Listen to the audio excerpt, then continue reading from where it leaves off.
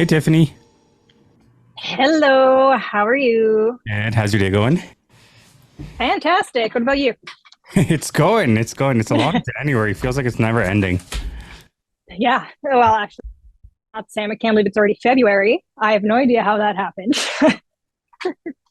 Yeah, it's just a lot of things in the Yeah, mix. So, plenty of things to make the time pass quickly. I heard that there was another like 20 or 30 dogs coming in or pups coming in. So, we have, as of this last week, we have over 60 puppies in our care. Over the You probably heard about the cold spell. So over the cold spell, we got about 50 animals in. I don't remember what the breakdown was about dogs to cats. I actually have my right here. Oh yeah, yeah, And I don't have the breakdown dogs to cats, but we had 50 animals come in. yeah. About 10 of them were related to the cold, whether it was frostbite, cold, surrenders, like that kind of stuff. But yeah, that was a busy week. But at least they're safe, you know. I mean, God, imagine the ones that didn't make it, yeah, or had to go through. Yeah, exactly. Yeah, interesting. I've only been here for a year, so this Yeah, is kind yeah, of my first work with the Humane Society and just seeing A, the joys and chaoses that we go through, but B, the amazing community, yeah. whether it's staff, volunteers, or people. Like we put a plea for foster home. We put like so many of our dogs into foster homes, which is absolutely incredible. Being able to give them a proper place to stay and being able to bring in even more and being able to cycle through like that, basically bringing in dogs and moving them into foster homes. Not only is it a better place for them, but it actually clears so much room for us to bring in even more animals. Yeah. So right now we probably have like, this was last week. It was 76 dogs in foster homes and 34 cats. I can guarantee you it's over that now. For the Yeah. listeners, what is the Cochrane Humane Society? Obviously, it's located in Cochrane, Alberta. For the folks that don't know what that is, what do you guys do? How often does a case come where you guys are over capacity? We've pretty much been running at overcapacity for years. And I Oh, don't think wow. we are the only case. We're definitely not the only case. I can almost guarantee you that the other humane societies and shelters have been having the same issue. And basically, we just have amazing support. Oh, I love it. So we only have 28 dog kennels. I can't, I probably couldn't even ask these people the last time we only had 28 dogs. So we're over 28 dog kennels. We have a couple of different rooms. You can start putting kennels in, stuff like that. But designated kennels, we only have 28. We all have a dog in our office. I have a beautiful German Shepherd in my office, Kona. Um, and then it goes into foster homes. So I'm pretty sure us, as well as a lot of other humane societies and shelters, will be struggling with the same problem of overcapacity. When it comes to overcapacity, how does that happen exactly? What have you guys seen as where these dogs come from? Obviously, they're mating, but Yeah. it's happening. How is this happening? That is a great question. A lot of it'll be rural. Okay. So rural stray dogs that are allowed to just roam free. Um, we go have actually have a rural spay and neuter program where we go out and we'll spay and neuter rural dogs and cats and then return them back to their owners. Um, but that'll be a large portion of it, and people not knowing. The longer I'm here, the more I understand and recognize that a lot of people just don't know. And that's okay. But a lot of people think that, oh, my cat or my dog just had one litter.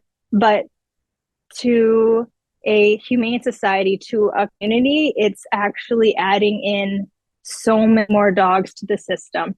Like we have what I said, over 60 puppies. Yeah, we have over 60 puppies. And a lot of people are like, oh, it's just litter, but it multiplies and it just keeps going. And especially for um, some communities and some households that um, either can't afford Mhm. to get their animals spayed and neutered because vet bills and medical bills have just escalated like crazy, which is even a whole other story.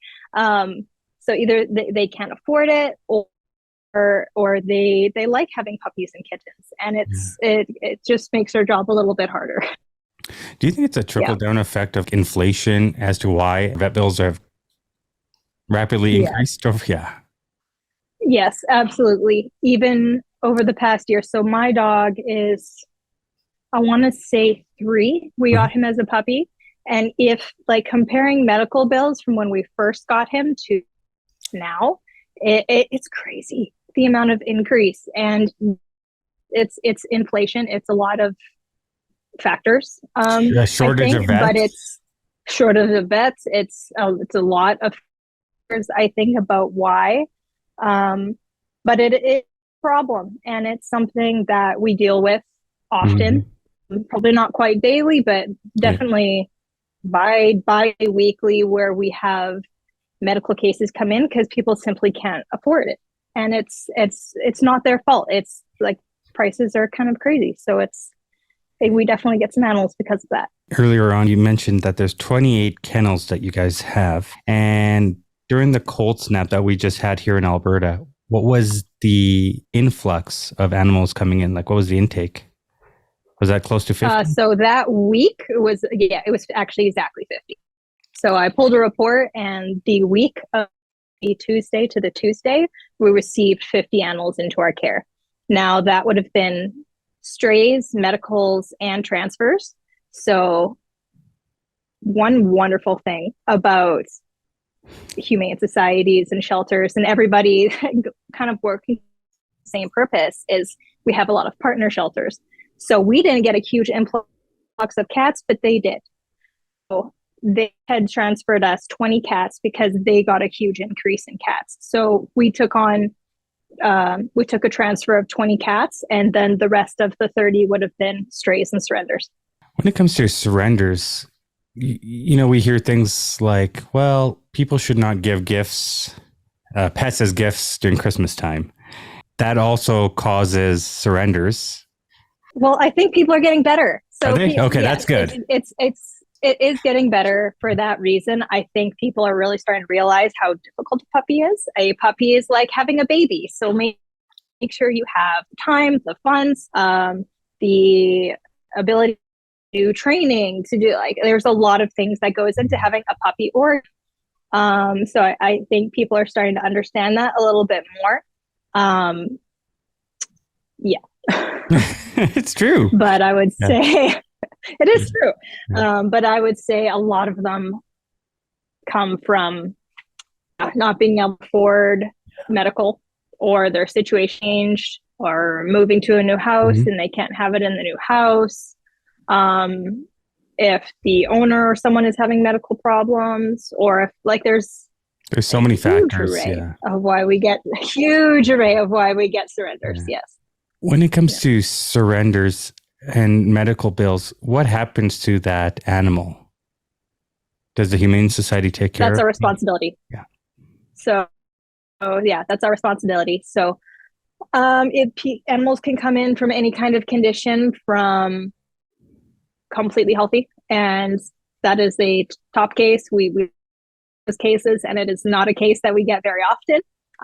To a couple of other sadder cases where they'll require not even just surgery, but a lot of care afterwards. So as an example, we have a girl named Effie right now, and Effie is a sweetheart. I love her. She lived in our office for probably about a week. She was kind of in a transition period where she needed a little bit of a quieter place to stay.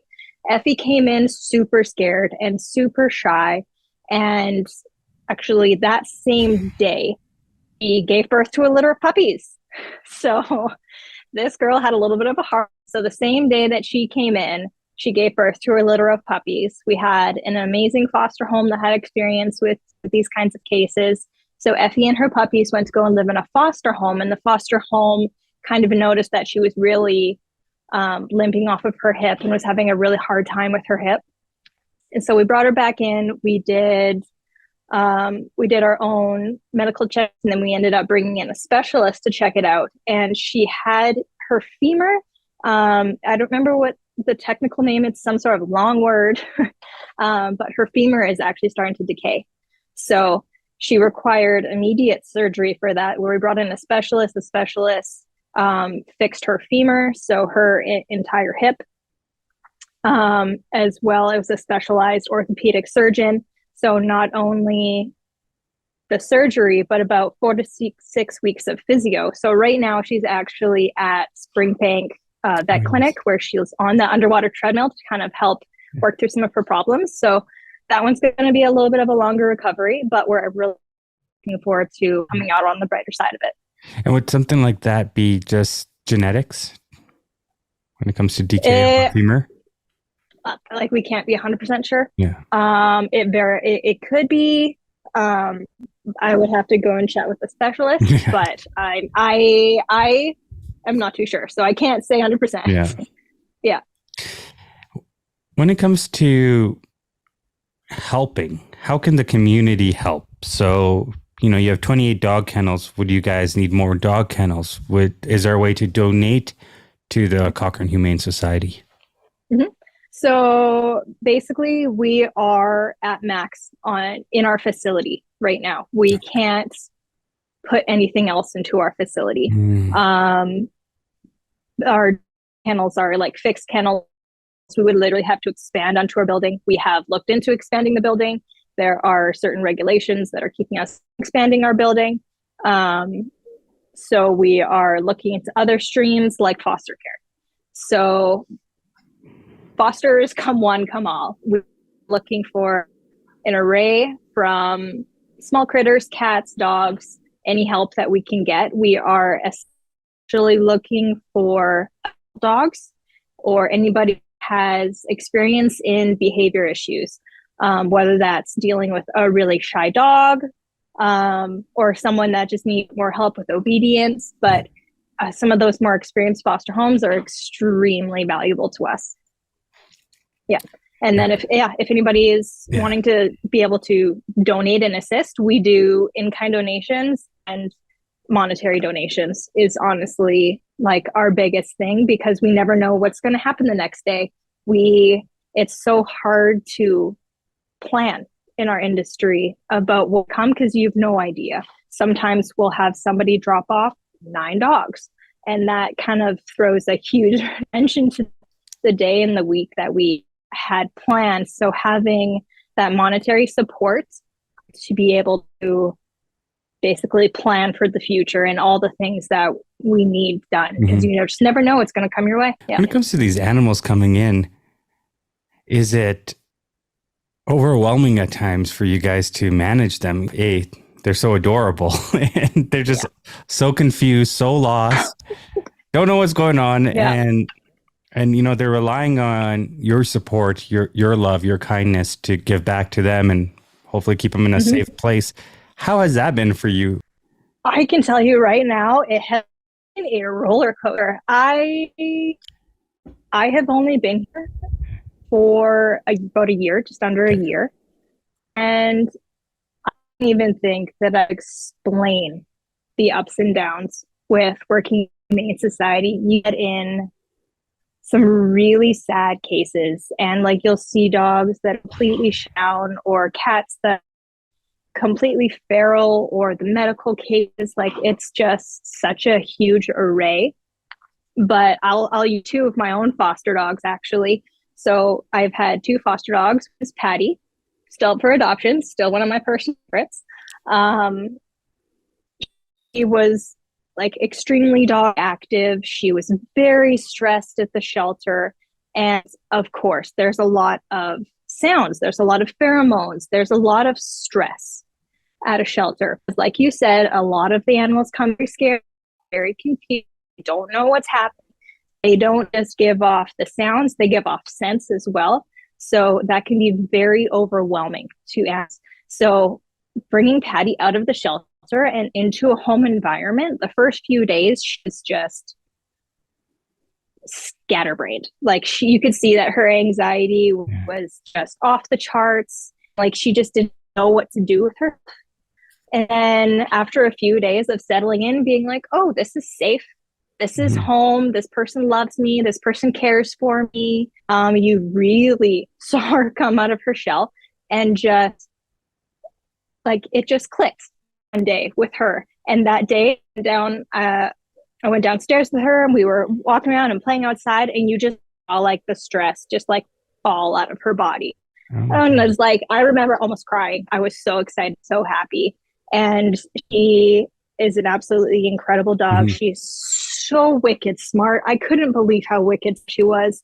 Within the first day, she knew the boundary of like an open yard, but I didn't want her to do the entire yard. So she was this little space by the house. You just walked it once. I could throw a ball past it and she will not pass that line. She knew like all of her commands, all like sit, lay down, her back, like you can teach her anything in a day. It's crazy. Breaking about because I love her so much. But seeing her feel safe, happy in an environment is so rewarding. And seeing an animal leave the shelter and completely change is crazy. I have a current dog that we're working with, Kira, and she's so sweet, so kind. The way that she looks at you makes you feel like she's just so in love with you. It's funny, but she's extreme high. So whatever her situation was beforehand, we don't think that she was treated super well, and she's very fearful. So for the first few days, it was just me and my boyfriend was away. And after the first 2 days, you could coax her out of her kennel. And she would come and she would take food from you, go back to her kennel. And then she would come and follow you around for a bit and then retreat back to her. And then she got really comfortable with me after about day 4 and just follow around. And I have another dog, and she would, like, they were best friends, and they'll play outside, and you just saw her just become so happy. And you could see that, I don't have to be scared of this situation. And then come home, and she was like, oh my gosh, it's a new person. And in about 2 days, they were cuddling on the floor, and like they're just, you can really see the spirit of things come along. And it gives them a whole lot, and it's extremely rewarding. Yeah. A day ago, you guys posted about Murphy. For the listeners, who is Murphy? Good old Murphy. Yeah. And obviously he's had a turnaround of a case. Absolutely. So we had Murphy for quite a while because this poor girl is one of the toughest dogs that I have ever seen. So Murphy arrived at the shelter in horrific condition. I suggest going and checking out our video on Facebook or Instagram to see just her mats. So the mats literally covered her entire body, and they were so tight. It took multiple members of our team 3 hours to be able to shave off all of those mats. And then once they picked it, it weighed 10 pounds. So this poor dog was under a weight of 10 pounds. It had started connecting her legs to her body, so she didn't even have full movement anymore. It was just horrific. And then after taking all of that off, not only was there wounds, but there was bacterial infections and multiple things that required a lot of treatment. With a wonderful foster home, take her through all of this. She had wearing special booties because her paws were so mangled, like they just were in horrific condition. Was Murphy found, or was she just dropped off by the owner and then? I believe Murphy was found. Okay. So Murphy was a stray. Somebody found her. Yeah. So she was just wandering around on her own for, I don't even know how long to create these types of, I can't even know how they were. It was crazy. When it comes to the puppies, are they, do they come with any trauma, within them? Yeah. It's like any person, any animal, that's been through something like that. Puppies tend to just bounce back quicker. Like they still developing, they're still learning, they're still understanding. So a lot of it is going to depend on the dog. A lot of things depend on the dog's temperament and outlook. It's kind of like people, where you can have one person that's dealt with and another person that's dealt with the trauma, and I come out a little bit and the other one. So it depends on the dog. It depends on the situation. But puppies usually stand a better chance about coming on the better side. So it honestly depends on the dog and the case. Like it's just the variety that we get is very extreme. Like I've loved this dog and I can't have them anymore, to very extreme conditions. So it highly depends. How do you guys take care of your mental health and not let it affect you and come home? Because I mean, it would. It's I didn't expect it. I will be 100% honest. I did expect the drain that working at a shelter can create, like seeing the things that you see and breaks, the joys, the severe ups and downs. Like I didn't really consider it. I love the establishment for the fact that yes, they love animals, but they love us. Like they care so deeply about of the staff that I could turn to anybody here and they got my back. Whether that's, hey, I need a day off. Can you help me out with this stuff that I have to do? Or I just need to chat. And everybody here is such a tight-knit family that I am so grateful for the experience and just how wonderful and supportive. And we also have meetings every month, and often in meetings we'll be bringing in a specialist to help us deal with fatigue, to help us deal with the overstimulation. There's different issues that they'll address. Like sympathy fatigue. I didn't know that was a thing. What it is. It is a very supportive community. When it comes to the animals, first of all, so you guys are going to have something this weekend, and when it comes to that, and say there is nobody adopting these animals, what happens to these animals over time? Currently, we have a dog for a year. Last year we got a dog adopted that was with us for well over a year. So like animals will basically hang out with us until they get adopted. Okay. Yeah, they're stuck with you guys. Like it has to be like a very extreme reason. Like we won't euthanize just because there's so many having of them. too many. Exactly. Yeah. Basically, we would just not be able to. So we wouldn't euthanize because of space issues. We basically for more foster homes. Yeah, for sure. And then the team just basically starts filling each room with an animal in their house. When it comes to foster care, how can someone become a foster parent? And what is the process, give or take? And what does it do to the system? What does it help with? How does it help you guys? So fostering is pretty easy. They just head to our website and our foster page. There's a form that will get you to fill out, and then you send it to the foster coordinator. Then the foster coordinator will try and set you up with an appropriate dog. She'll go through a little bit of a questionnaire with you just to make sure that the animal going home with you is suited to your home.